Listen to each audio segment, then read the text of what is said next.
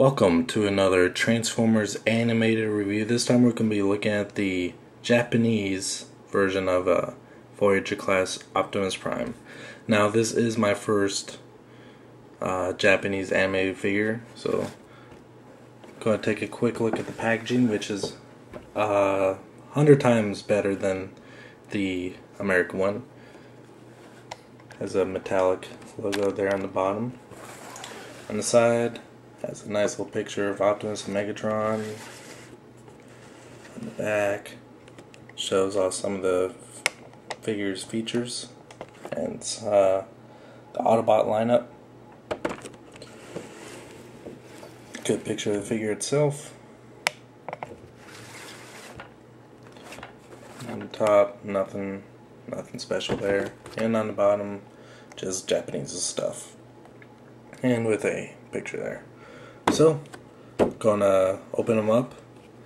Not gonna focus so much on the figure, just a little bit, and just mainly just look at the differences between this one and the original Hasbro version. So here we have Optimus Prime in his vehicle mode. It's still standard Voyager class Optimus Prime.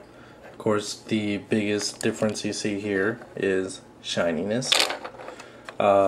Most of the vehicle, it has a metallic paint job on it. Just a couple spots are a little bare, like such on the trailer here and on the gun. But for the most part, it's done really well. And unlike a few other of the figures, it doesn't, it's not making my eyes bleed. Like Bumblebee, that one's just way too shiny for me. This one is tolerable. We get a Hasbro version to compare. See, they basically got the same. Maybe this one's just, the red is a tad bit darker. Maybe that just comes with the shininess, but I didn't put the trailer in this one. But you can get the same idea. And one of the coolest things I like is that they added on the Autobot symbol, which was always mysteriously missing from this one. Not sure why they just never. A few of them did actually.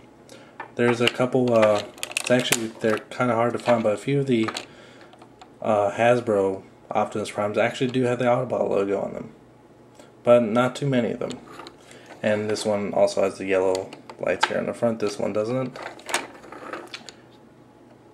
Just looks a lot nicer. Of course, it still just has two blue lights here. They didn't give him one red light. But I guess it makes sense because, it would blend in too well or too much into the rest of the vehicle. So, set him back to the side. I'm not sure if it's just mine, but the gun on the trailer here, doesn't seem like it fits all that well. I'll go ahead and take off the whole trailer here, or weapon. It almost really doesn't seem like it fits.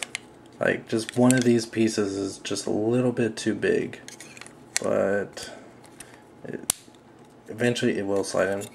And of course you can take the plug here out on the bottom and put water and squirt it, and this will turn into his axe like that, and then you're left with the most standard vehicle mode Optimus Prime that you see throughout the rest of the series.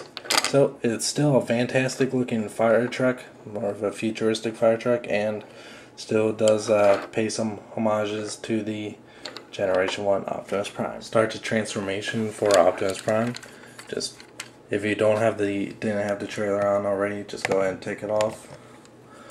Detach the sides here, let them run. And on this one, this automatically likes to swing around like that,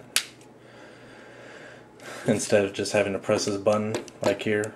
Normally it would be stuck up here, but then I don't know why, but you'd press this button to release it, but it just kind of spins by itself anyway. Extend the legs, separate them. Also, it may be because of the thick metallic paint they put on it, but all the joints are so much tighter. and especially at the connections here. They're just, which is not necessarily a bad thing. It just kind of a thing I noticed. It may be because of the metallic paint or better quality or both, but it's not a big deal. Separate the forearms from the rest of the vehicle. Pop these out, which are also very tight. His hands are tucked away here.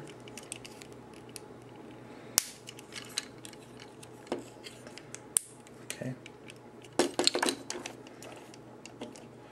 Fold this piece back to reveal his head. Then tuck this down. And then I like to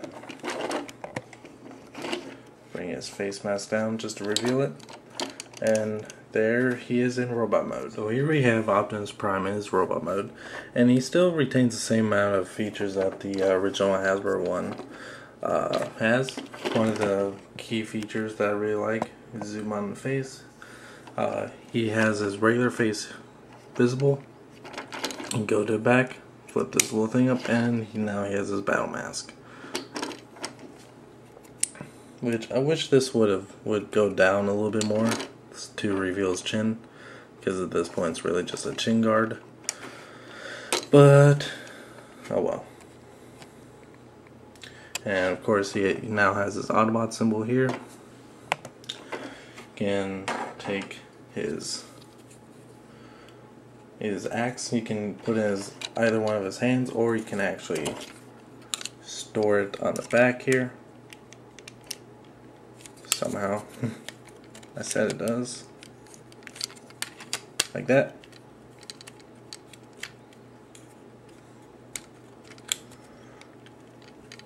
Kind of silly, but it works. And then of course you can take his gun and put it in either of his hands. Is it really worth the markup though? I don't really think so. Unless you could somehow get it at a clearance price.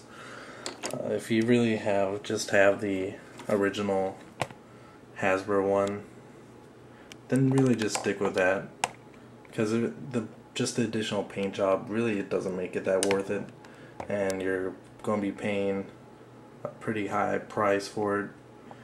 I think like most sites really have them selling for like $50 or something to import it. So I'm not sure if it's really worth it unless you're absolutely insane about the metallic paint job, which is nice, but I mean it's not that great. So really only recommend for completists, really. And also, you know, if you're really a sucker for the paint. Until next time, thank you for watching.